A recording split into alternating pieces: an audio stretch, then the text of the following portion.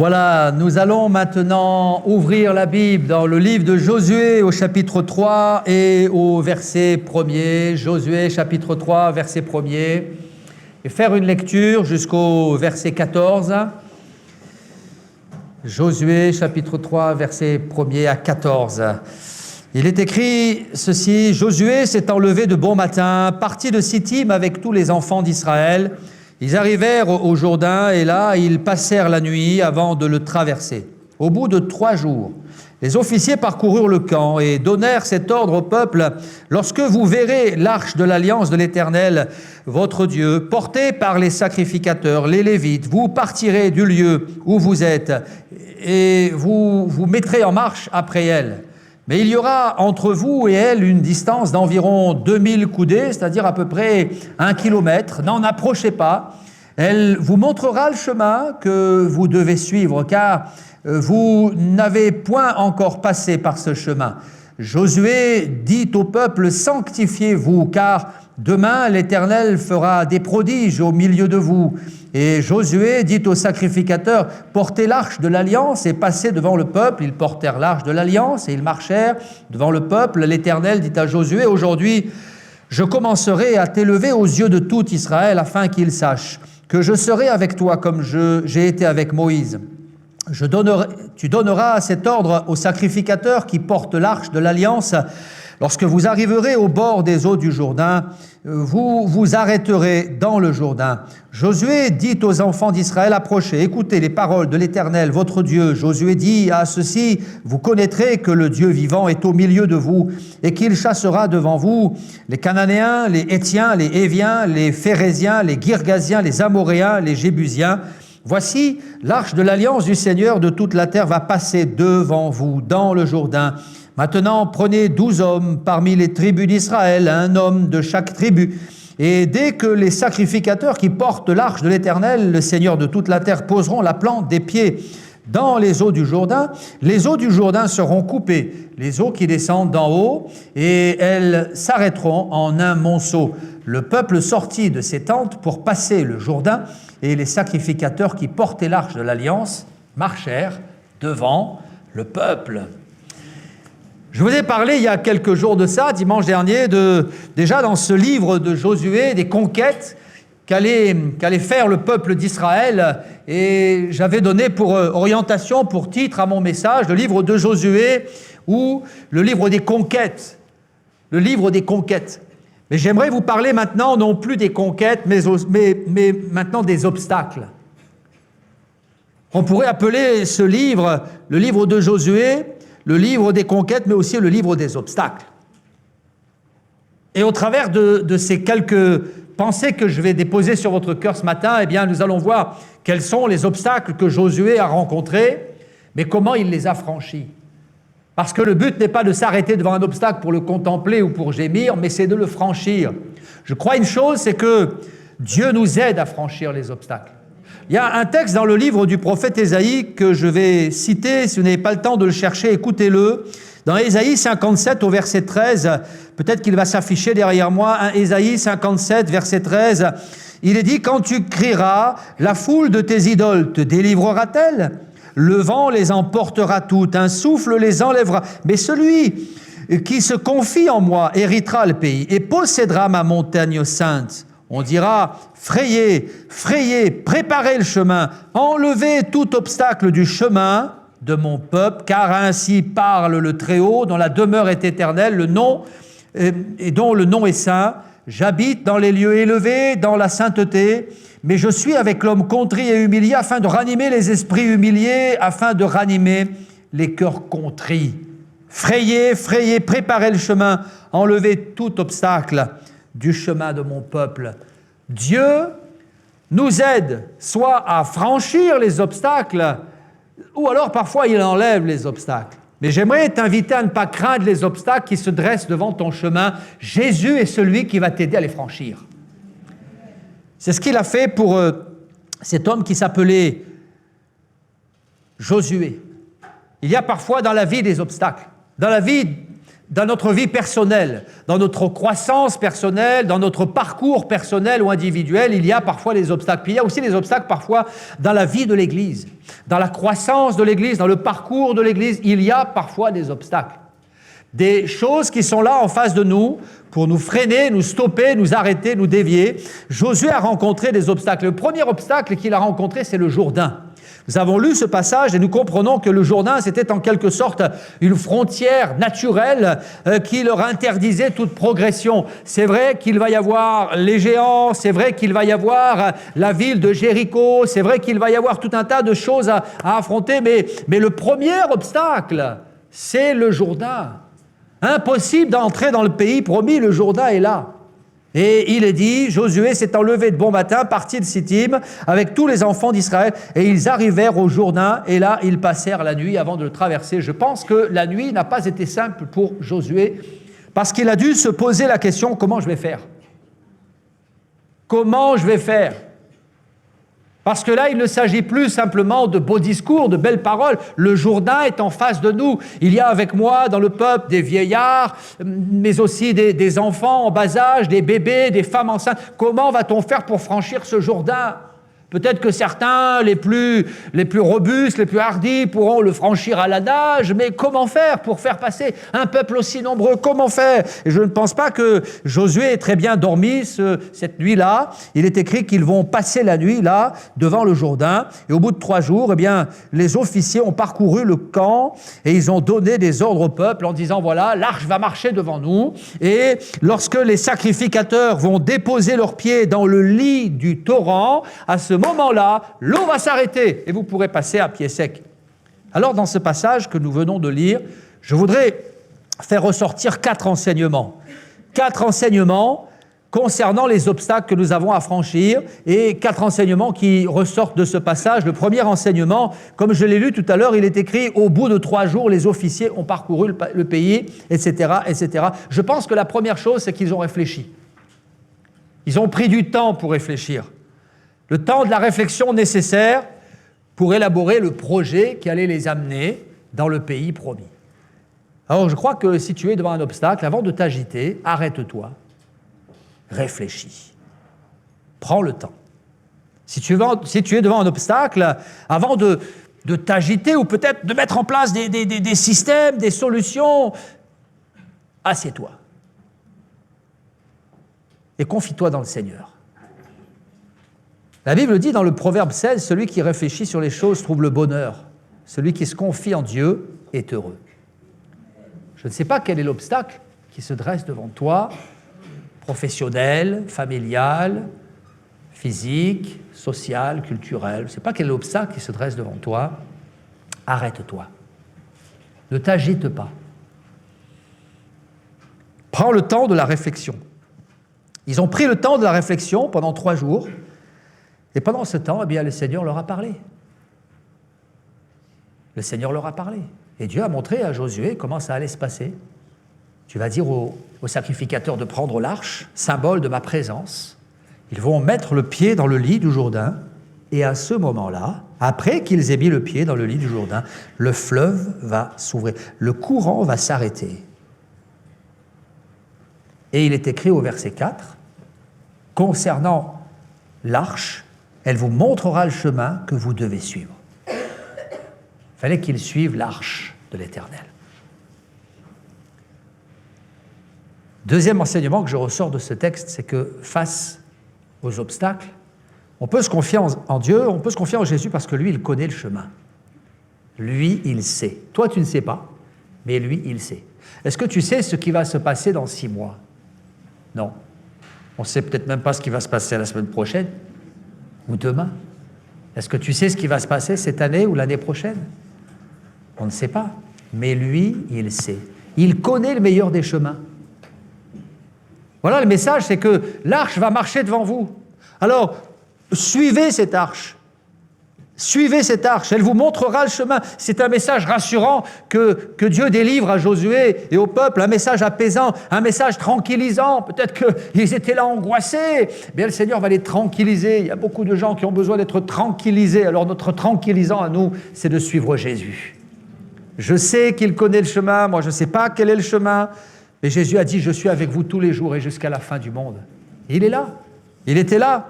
Alors ils le suivaient de loin, ils ont dû laisser certaines distances entre l'arche et eux, mais ils le voyaient et ils savaient qu'ils pouvaient suivre l'arche. Troisième enseignement qui ressort de ce texte, c'est au verset 13, au verset 7, pardon.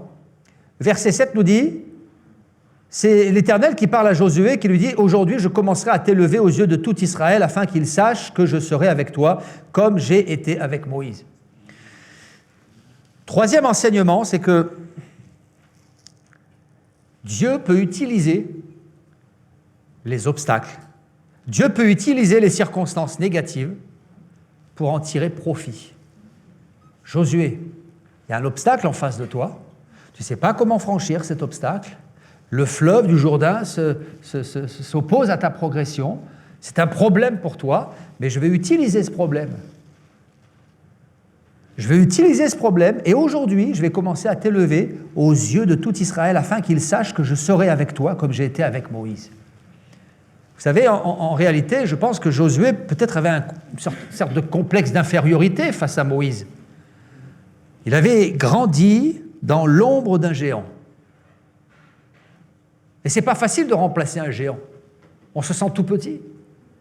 Et il devait se dire, mais le peuple va-t-il me croire? Va-t-il m'aimer? Va-t-il me suivre? Est-ce que j'aurai suffisamment de crédit, d'autorité vis-à-vis du peuple? Et Dieu va lui dire, écoute, voilà, je vais utiliser cet événement pour te faire grandir. Je crois que l'épreuve peut nous faire grandir. L'épreuve peut nous aider à aller de l'avant. Et Dieu sait utiliser les circonstances négatives, les obstacles, les événements fâcheux que nous rencontrons pour nous aider à grandir. Et si tout te semble négatif, il y a du positif. Dieu va te le montrer. Amen. Dieu va te le montrer. Au travers de cet événement, eh bien, en réalité, au travers de cet événement, Josué allait gagner en autorité. Cet événement allait lui donner du crédit aux yeux du peuple. Dieu peut se servir des événements négatifs et des obstacles. Et puis, il y a un autre enseignement, c'est le verset 13 qui nous dit ceci. « Dès que les sacrificateurs qui portent l'arche de l'Éternel, le Seigneur de toute la terre, poseront la plante des pieds sur les eaux du Jourdain, les eaux du Jourdain seront coupées. » Vous avez remarqué qu'ici, il est écrit qu'il a fallu, ou il fallait, que les sacrificateurs posent leurs pieds dans les eaux tumultueuses du Jourdain. Et à partir de là, il y a un mécanisme qui allait être enclenché, c'est un mécanisme miraculeux. Les eaux du Jourdain allaient s'arrêter. Personnellement, si j'avais pu discuter avec le Seigneur, j'aurais dit au Seigneur, écoute, ça serait mieux si les eaux tumultueuses du Jourdain pouvaient s'arrêter avant et qu'après, moi, je commence à marcher. Mais ce n'est pas comme ça que le Seigneur fonctionne. Le Seigneur a dit, d'abord tu vas poser ton pied dans les eaux tumultueuses du Jourdain, puis après les eaux vont s'arrêter. Et ça, c'est une démarche de foi. C'est ça la foi. Il faut croire avant de voir. Jésus a dit à la sœur de Lazare, si tu crois, tu verras la gloire de Dieu. Beaucoup disent, quand je verrai, je croirai. Mais Dieu dit, si tu crois, tu verras. Le Seigneur a dit à Pierre qui était dans la barque, viens. Et il a fallu qu'il franchisse la barque et qu'il marche sur l'eau pour constater qu'il y avait un miracle. Et ce jour-là, il a fallu que les sacrificateurs posent leurs pieds dans les eaux tumultueuses du Jourdain, comme pour prendre possession de la promesse de Dieu. Et là, les eaux se sont arrêtées. Ça, c'est une démarche de foi. Alors, si tu es en face d'un obstacle, je voudrais t'inviter à marcher par la foi. Avance avant que le fleuve ne s'ouvre. Et tu vas voir qu'il va s'ouvrir. Ça, c'est la foi positive, la foi qui croit, la foi qui s'empare, la foi qui triomphe. Jésus a parlé de cette foi. Et il a dit, si vous aviez la foi comme un petit grain de sénévé, vous diriez à ce sycomore, déracine-toi et plante-toi dans la mer. Un sycomore, c'est un arbre, ok, mais c'est aussi un figuier. C'est une sorte de figuier. C'était les figuiers de l'époque, comme ça qu'on appelait sycomore. Bien, la Bible dit, si vous aviez de la foi comme un grain de sélevé, vous pourriez dire à ce sycomore, déracine-toi et plante-toi dans la mer. Un jour, j'ai essayé de déraciner un figuier. Eh bien, je peux vous assurer que j'ai transpiré. C'est un figuier qui était là et qui ne portait pas de fruits depuis plusieurs années et qui prenait beaucoup de place, qui attirait des guêpes. J'ai dit, celui-là, je vais l'enlever. Alors, je me suis retroussé les manches et quand j'ai vu les racines, eh bien, j'ai beaucoup bataillé pour déraciner ce figuier. La Bible nous parle de la foi qui est capable de déraciner le figuier. Quel est ce figuier qui est enraciné dans ta vie et dont tu n'arrives pas à te défaire? Quel est ce figuier? Quel est ce sycomore? Et foi en Dieu. C'est lui qui va l'arracher. C'est lui qui va l'enlever. Mais il faut que tu prononces cette parole de foi. Vous diriez à ce sycomore, déracine-toi et plante-toi dans la mer. Et cela arriverait. Alors, il a fallu que les hommes qui portaient l'arche de l'alliance et la foi, et là, eh bien, ils ont posé la plante de leurs pieds dans les eaux tumultueuses du Jourdain, et le Jourdain s'est ouvert. Et ils ont compris le principe de la foi qui croit avant de voir. Et des sycomores, il y en aura d'autres, des Jourdains, il y en aura d'autres dans la progression du peuple, les Cananéens, les Hétiens, les Éviens, les Phérésiens, les Guergasiens, les Amorésiens, les Jébusiens, 7 nations, 7 peuplades qu'ils allaient devoir chasser de ce pays. Il y a des choses que tu dois chasser de ta vie et qui te paraissent, eh bien, peut-être énormes, mais j'aimerais t'inviter à marcher par la foi. À chaque jour suffit sa peine. Un peuple après l'autre, un sycomore après l'autre, un obstacle après l'autre. Marche par la foi et Dieu va déraciner tes sycomores. Dieu va ouvrir le fleuve du Jourdain qui se dresse devant toi. On peut dire amen à cette parole, oui, parce que c'est vrai, on le croit. Nous avons fait l'expérience déjà. Nous en avons fait l'expérience. Et c'est ce qui va se passer. Un premier obstacle va être franchi, c'est le Jourdain. Puis il va y avoir un deuxième, pas des moindres, Jéricho. Ils n'ont pas eu le temps de souffler qu'ils se sont retrouvés en face de Jéricho. À peine le Jourdain passé, ils vont arriver à Gilgal et là, ils vont voir cette ville de Jéricho, impressionnante. Le chapitre 2 nous parle de Jéricho. Josué, fils de Nun, fit partir secrètement de Sittim 2 espions en leur disant « Allez examiner le pays, en particulier Jéricho ». Et lorsqu'on bascule au chapitre 6, il est écrit « Jéricho était fermé, barricadé, devant les enfants d'Israël. Personne ne sortait, personne n'entrait. » C'était une ville prison. C'était une ville citadelle, c'était une ville forteresse, c'était une ville fermée. Jéricho, une forteresse érigée par les hommes pour stopper la croissance ou la progression du peuple. Le premier obstacle, c'était un obstacle naturel, le Jourdain. Le deuxième obstacle était un obstacle érigé par les hommes, Jéricho. Il y a des obstacles naturels dans la vie. Des événements qui font partie de la vie, la maladie, le veuvage, le deuil, des obstacles qui font partie de la vie. Et puis il y a aussi parfois des obstacles qui ressemblent à Jéricho, la ville, la forteresse, l'obstacle érigé par des hommes. Il y a des hommes qui te mettront des bâtons dans les roues, il y a des spécialistes. Il y a les spécialistes des pots de banane. Dès que ça commence à aller bien, il y a quelqu'un qui va sortir une peau de banane et qui va le mettre sur ton chemin. Vous connaissez les gens comme ça? Les gens qui vont mettre des pots de banane pour vous faire tomber, des bâtons dans les roues, pour vous faire trébucher. J'ai remarqué que beaucoup d'hommes de Dieu ont eu leur pot de banane. Vous savez, des gens qui étaient là à leur côté pour leur mettre des bâtons dans les roues. Quand on regarde la vie de Moïse, on en a parlé, il y avait ces espions qui étaient profondément négatifs et qui vont lui mettre des bâtons dans les roues. Quand on regarde Paul, il a eu aussi ces bâtons dans les roues avec ces soi-disant chrétiens qui étaient dans son environnement social et qui lui mettaient des bâtons dans les roues. Il en parlera comme étant des faux frères. Des faux frères, les ennemis de l'intérieur. Les ennemis de l'intérieur. Lutte au dehors, crainte au dedans, dira Paul, en parlant de ces hommes qui lui mettaient des bâtons dans les roues. Et puis, quand on regarde la vie de Daniel, vous savez qu'il a lui aussi eu les bâtons dans les roues de la part de ces hommes qui étaient autour de lui, les 120 satrapes. Daniel a été jalousé. Pourquoi? Parce qu'il réussissait. Il réussissait, alors ça a fait grincer les dents les autres satrapes parce qu'ils auraient bien voulu prendre sa place. Alors ils ont essayé de trouver quelque chose dans sa vie privée, mais comme ils n'ont rien trouvé, ils ont inventé un stratagème pour le faire tomber. Et Daniel a eu ses bâtons dans les roues. Quand on regarde Joseph, lui aussi, il a eu ses bâtons dans les roues.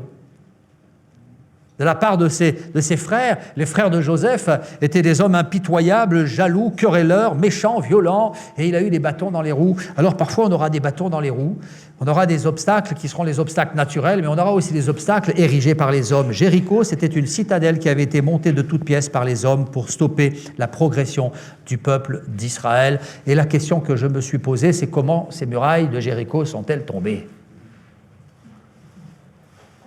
Comment ces murailles sont-elles tombées? Est-ce que Josué a inventé une machine ultra sophistiquée? Non, non, pas du tout. Est-ce qu'ils ont mis en place un long siège qui a duré des années jusqu'à ce que la ville soit affamée et qu'elle ouvre ses portes? Pas du tout. Est-ce qu'ils auraient introduit peut-être un cheval de Troie à l'intérieur pour... Non, non, non, non, non, non, rien de tout cela. Il y a eu le miraculeux de Dieu. Voilà ce que tu vas faire, tu vas tourner autour de la ville. Est-ce que vous savez combien de fois ils ont tourné autour de la ville? 7 fois? Perdu. 3 fois?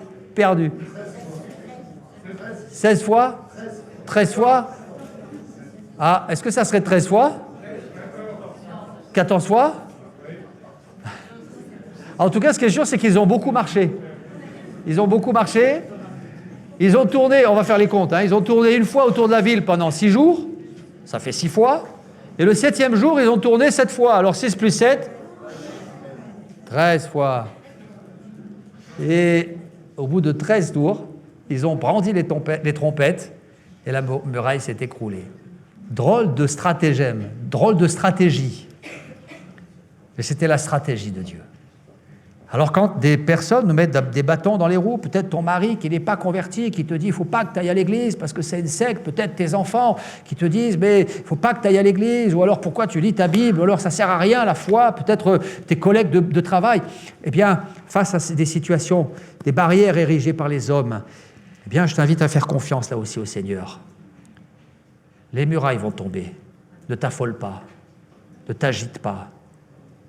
Le son de la trompette va bientôt retentir. Dans le Proverbe 16, il est dit « Quand Dieu approuve les voies d'un homme, il dispose favorablement à son égard, même ses ennemis. » C'est un beau texte que j'ai souvent lu et chéri. « Quand Dieu approuve les voies d'un homme, il dispose favorablement à son égard, même ses ennemis. » Je vais m'occuper de tes ennemis, Josué, je vais m'occuper de ces murailles, elles vont bientôt tomber, ne t'en fais pas, ne t'en fais pas. Et les murailles sont tombées. Mais, avant cela, il a fallu aussi qu'il franchisse un 3e obstacle. On va lire dans le livre de Josué, au chapitre 5. On retourne dans notre livre au chapitre 5. Avant la conquête de Jéricho, il est dit au verset 2, « En ce temps-là, l'Éternel dit à Josué, « Fais-toi des couteaux de pierre et circoncis encore une fois les enfants d'Israël. » Alors Josué se fit des couteaux de pierre et il circoncit les enfants d'Israël sur la colline d'Aralot. Voici la raison pour laquelle Josué les circoncis. Tout le peuple sorti d'Égypte, tous les hommes de guerre étaient morts dans le désert pendant la route après leur sortie d'Égypte. Tout ce peuple sorti d'Égypte était circoncis, mais tout le peuple né dans le désert pendant la route après la sortie d'Égypte n'avait point été circoncis, car les enfants d'Israël avaient marché 40 ans dans le désert jusqu'à la destruction de toute la nation des hommes de guerre qui étaient sortis d'Égypte et qui n'avaient point écouté la voix de l'Éternel. L'Éternel leur jura de ne pas leur faire voir le pays qu'il avait juré à leur père de nous donner, pays où coule le lait et le miel. 3e obstacle, c'était la circoncision. Ils n'étaient pas circoncis. Ces hommes étaient nés dans le désert, ils n'avaient pas connu l'Égypte et ils n'étaient pas circoncis. J'ai parlé de l'obstacle naturel, le fleuve du Jourdain. J'ai parlé de cet obstacle qui avait été érigé par la main des hommes, à savoir Jéricho. J'aimerais vous parler maintenant d'un autre obstacle qu'ils ont rencontré, un autre problème. C'était un problème non réglé, c'était un problème intérieur, caché, c'était un problème intime, un problème personnel, un obstacle à caractère privé. Ils n'étaient pas circoncis. Et cet obstacle-là, ce problème venait d'eux. Il ne venait pas de leur entourage, il venait d'eux. Le plus grand obstacle, c'était eux-mêmes. Il va falloir, pour pouvoir franchir Jéricho, il va falloir qu'ils règlent ce problème. Parfois, on veut que le Seigneur nous aide à franchir certains obstacles, mais c'est nous qui sommes l'obstacle. Il y a des problèmes que tu dois régler. Et Dieu, ensuite, te donnera la victoire. Il y a des problèmes que tu dois régler dans ta vie privée. La circoncision nous parle de cet acte privé, de ce phénomène privé, caché, très personnel, intime. Il y avait une faille dans le cercle intime de ces hommes, de ces familles. C'est que les hommes n'étaient pas circoncis. La circoncision, c'était le symbole de l'alliance avec Dieu. C'était l'image de notre baptême aujourd'hui. Dans quelques jours, il va y avoir des baptêmes. Aujourd'hui, on ne pratique pas, nous, chrétiens, la circoncision, parce que la circoncision était l'image du baptême, de l'engagement, de l'alliance avec Dieu. Nous baptisons. À cette époque, l'image de cette alliance avec Dieu, c'était la circoncision. Pour le peuple juif, il n'était pas circoncis. Il y a parfois des choses dans notre vie privée, notre vie intérieure qui doivent être réglées pour que Dieu puisse nous donner la victoire. Et tant que ces choses ne seront pas réglées, tu ne pourras pas aller plus loin. Tu n'auras pas la victoire. Il y a certains péchés qui doivent être expulsés. Peut-être une situation d'immoralité, un compromis qui doit être réglé.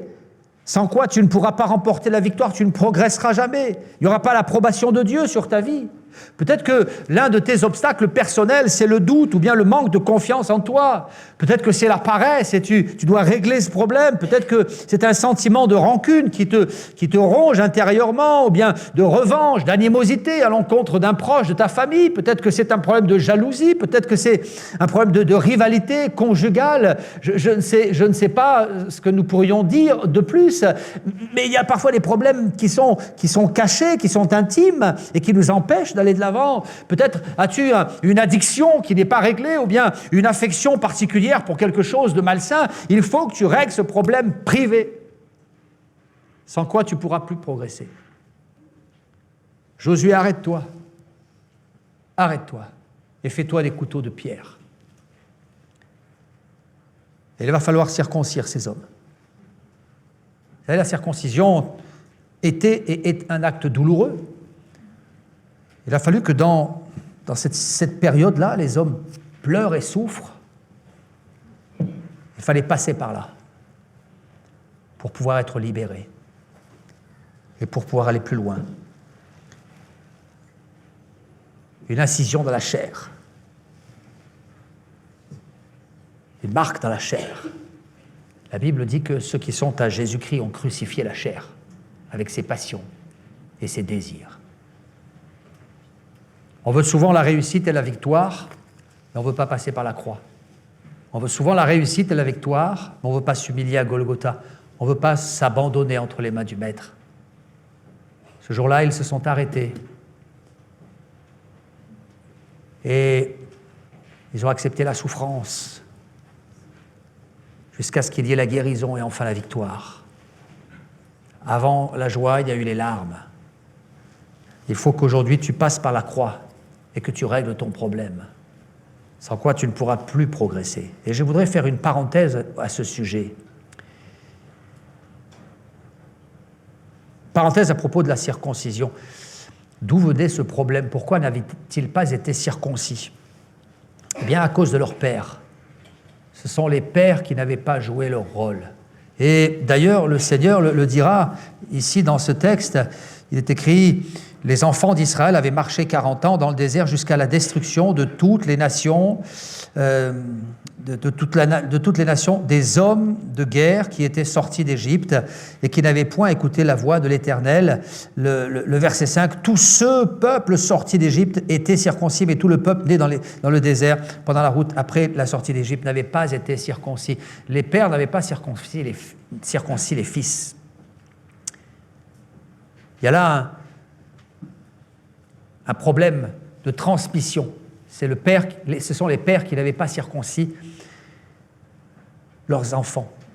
Ils étaient beaucoup trop occupés à se révolter contre Moïse, beaucoup trop occupés à chercher le moyen de retourner en Égypte, et ils n'avaient pas joué leur rôle de père.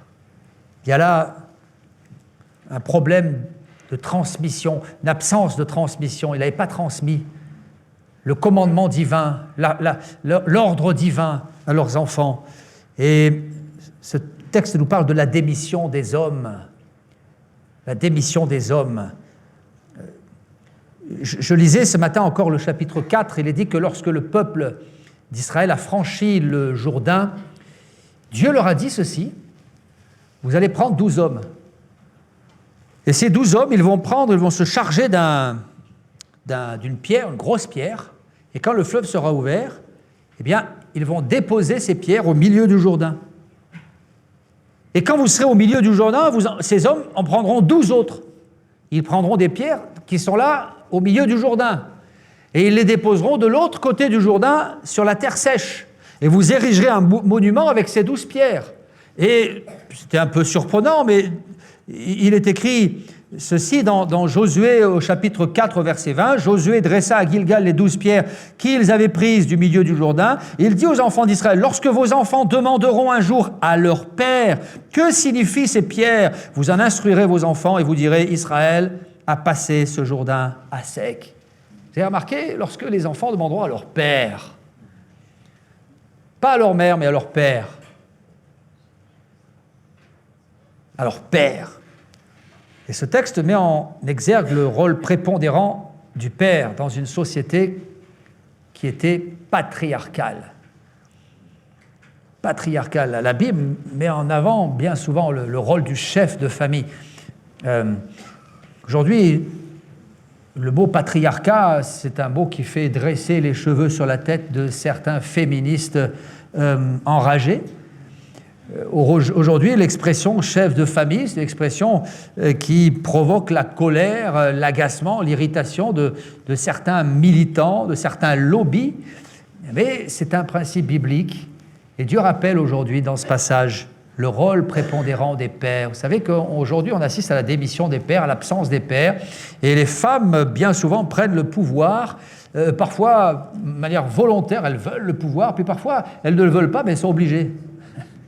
Parce que personne n'est là pour prendre des responsabilités. Alors les femmes prennent les responsabilités que les hommes ne veulent plus prendre parfois. Ce texte nous remet les bidons d'aplomb et nous rappelle que eh bien, les hommes avaient une responsabilité. Ils n'avaient pas circoncis leur fils. Ils n'avaient pas pris leur rôle à cœur. Alors Dieu va dire, stop, vous ne pourrez pas aller plus loin. Il va falloir que tu prennes les choses en main, Josué. Il faudra que tous les enfants mâles soient circoncis. Je vais arrêter là ma réflexion pour ce matin. Et je veux terminer mon message avec une pensée positive. Cette pensée positive, on la trouve dans le livre de Josué, toujours au chapitre 5, juste avant de franchir, d'aller à la conquête de Jéricho. Il est dit que Josué était là, près de Jéricho, il leva les yeux. Peut-être qu'il regardait les hautes murailles de Jéricho. Il va donc lever les yeux. Il regarda, il est dit, voici un homme se tenait debout devant lui, son épée nue dans la main. Alors il va discuter avec cet homme, dire, mais qui es-tu? Est-ce que tu es des nôtres? Est-ce que tu es contre nous, avec nous? Et l'homme de dire, je suis le chef de l'armée de l'Éternel. J'arrive maintenant. C'est un texte qui m'a souvent encouragé dans les temps de doute, de découragement, de fatigue. Je suis le chef de l'armée de l'Éternel. J'arrive maintenant. au bon moment. C'est pas trop tôt, a dû se dire Josué. On t'attendait. Il va falloir qu'on parte à la conquête de Jéricho. Et vous savez, Dieu est toujours à l'heure. Il n'est jamais en avance, il n'est jamais en retard, il est toujours à l'heure. Alors ne t'agite pas. Le chef de l'armée de l'Éternel est à tes côtés et c'est lui qui va faire tomber tes murailles. Jésus a dit, je suis avec vous tous les jours, jusqu'à la fin du monde. Et si les murailles ne tombent pas, alors il te donnera le pouvoir de les franchir. David a dit ceci dans 2 Samuel 22, après que le Seigneur l'ait délivré de Saül et de tous ses ennemis, il dira, avec toi, je me précipite sur une troupe en armes, avec toi, je franchis une muraille. Alors si la muraille ne s'écroule pas, tu vas avoir la force de la franchir. Parce que Dieu est avec nous. Jésus est dans notre cœur, dans notre camp. Alors, merci au Seigneur. Merci pour ces obstacles et merci pour la force que tu vas nous donner pendant cette année de franchir les obstacles. On va courber nos fronts et on va ensemble prier en remerciant le Seigneur et lui dire, Seigneur, tu vois tous les obstacles que nous avons et qui se dressent devant nous. Nous ne sommes pas dans la crainte et nous voulons refuser la crainte, mais au contraire, nous voulons nous placer dans la confiance parce que nous savons que tu es avec nous, Seigneur, comme tu l'as promis dans ta parole, aujourd'hui et jusqu'à la fin du monde. Merci parce que tu vas nous aider à tirer leçon de nos obstacles aussi et nous permettre non pas de nous arrêter, mais de triompher, d'aller de l'avant. Aide-nous aussi, Seigneur, à régler nos problèmes personnels. Aide-nous à extirper le péché de nos vies, les compromis. Aide-nous, Seigneur, à crucifier la chair comme tu l'as dit dans ta parole. Seigneur, nous ne voulons rien garder en nous qui te déplaise et qui nous amène à ralentir notre marche. Mais nous voulons mettre devant toi tous nos problèmes, nos faiblesses et te demander de nous porter secours, Seigneur, afin que nous puissions aller de l'avant quoi qu'il en coûte. Amen.